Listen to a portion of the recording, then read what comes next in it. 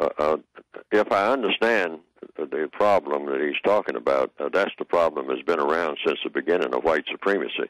One thing that the white supremacists are experts at, like they're experts at the entire system of white supremacy, otherwise there would be no such thing as white supremacy.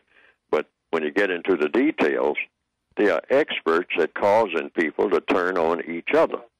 Just like in a prison. I mean, they're experts at causing prison riots and let the prisoners go at each other.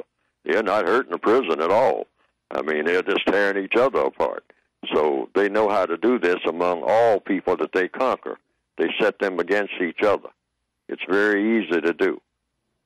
They will give one person a little more. They even do that on slave ships. They'll give one or two people a little more bread than they give to the other slave, and then the slaves get to fighting over the bread. Mm-hmm. And then they will tell one that one is a little smarter than the other. And then they will get them to fighting about that. So it's just all kinds of things that you can get people to fight about when you're controlling all of the people that you're getting to do the fighting. It's real easy to do when you are a master of a situation, when you have people on your thumb. So that's to be expected. And that shouldn't disappoint you. I mean, that's to be expected.